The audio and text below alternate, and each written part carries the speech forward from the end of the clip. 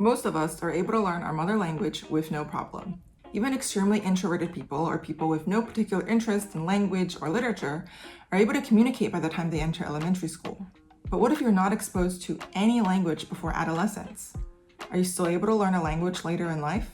Today's episode tells the shocking true story of a young American girl who was separated from society for 13 whole years and was not exposed to any language until she was rescued by child welfare authorities on November 4th, 1970. This is the story of Genie.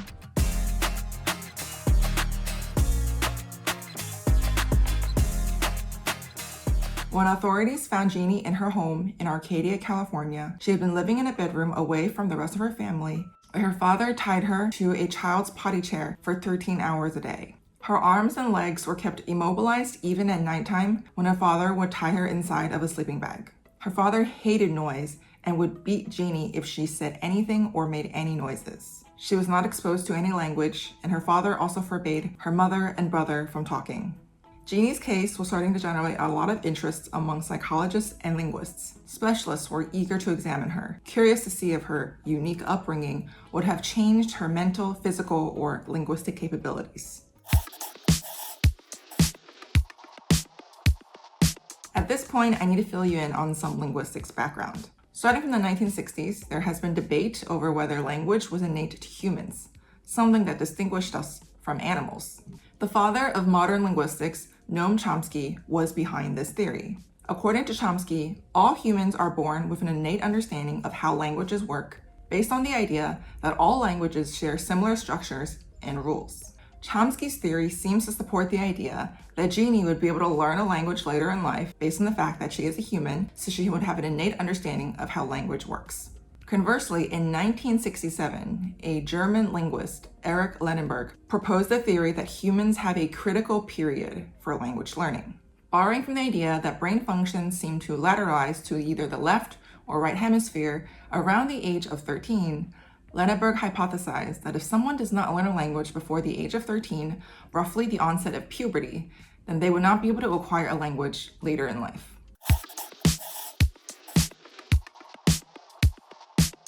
Back to Genie's story.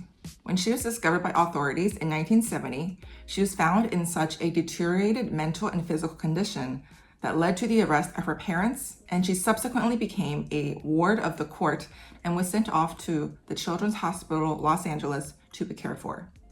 David Rigler, a therapist and psychology professor at the hospital, became one of Genie's key caretakers and later would become her foster father. In 1971, Rigler, along with a team of other scientists fascinated by Genie's unique condition, received a grant from the NIMH, National Institute of Mental Health, to study Genie's linguistic development after integration into society.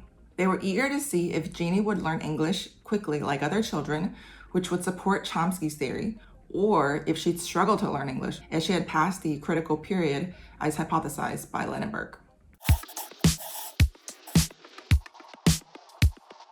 By the time linguists were able to study Genie's behavior in January 1971, she could only say her name, the names of a few familiar people around her, and 15 to 20 words for the names of objects. She did not know any grammar. She could say, "stop it," and "no more," but she considered these phrases as individual words.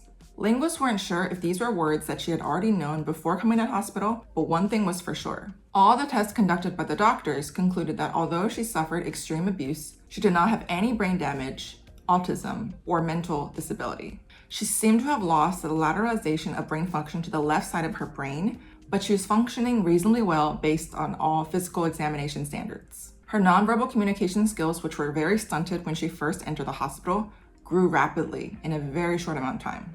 Over time, under the care of Rigler and other scientists at the hospital that taught Genie vocabulary and grammar structures, Genie's vocab grew tremendously. After 7 months in the hospital, Genie was able to produce 200 words, whereas a child of the same linguistic exposure could only produce 50. It's clear that although Genie was only exposed to about 7 months of language at that time, her brain was functioning much higher than that of a 7-month-old child. On the other hand, Genie had extreme difficulty learning and using grammar. She was able to understand more complicated grammar structures than she was able to produce, but in conversation, she spoke in short utterances and her grammar was usually inconsistent and incorrect. The grammar structures that she was able to properly communicate include the correct word order for possessives, such as Jones is shampoo, Curtis is car. She also understood recursion, which is a linguistics term for productive grammar. She would say things such as, talk mama to buy Mixmaster, or what she really meant, I'll tell mama to buy me a Mixmaster. From the above example, it's easy to see that Genie's use of grammar was extremely limited for someone of her age. At this time, she was around 14 years old. In addition, she had difficulty differentiating the pronouns you and me. She would often say, Mama love you, while pointing to herself. She did not include proform words such as what, which, this in her speech. She did not produce any passive sentences. Around 1975, after 4 years of being reintegrated back into society, Genie had still not mastered many aspects of the English language. Genie continued to speak in short, choppy sentences. In addition, her voice was extremely high-pitched and soft, and she often deleted sounds from words, which made understanding her speech quite difficult. Scientists theorized that these behaviors could be related to the abuse she suffered at the hands of her father, who would beat her if she spoke or made any noise more than she necessarily had to. After 1975, Genie was a legal adult, and her mother requested to become her caretaker. The NIMH grant had also ended, and official testing on Genie pretty much came to an official stop. So after hearing this tragic story, what's the conclusion? Is there a critical period for language learning or not? You can come to your own conclusions, but I'll just tell you what the doctors and scientists concluded at the end of their 4-year research program. Due to Genie's inability to produce many grammar structures, despite years of training, scientists came to believe in a weaker variation of Lenneberg's critical period hypothesis. She could memorize vocabulary easily. In fact, she knew so much more vocabulary than she was able to produce in everyday speech, so she was clearly very smart and cognitively competent. But the fact that she could not produce sentences with complexity was beginning to look like evidence for Lenneberg's critical period hypothesis.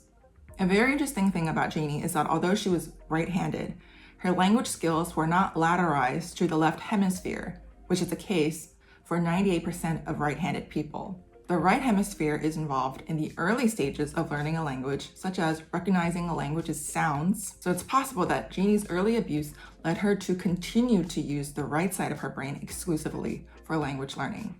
These results shine light on the fact that the critical period does not have to end with the lateralization of the brain. Genie shows us that you can develop language skills, even in your first language, after brain lateralization happens. Genie shows us that no matter who we are, if we're persistent and curious about learning another language, the brain is resilient and able to form paths that weren't originally there. Although Genie wasn't able to master many grammar structures, her vocabulary was almost in perfect working order. Our brain is more powerful than we know, so use that noggin of yours. See you next time.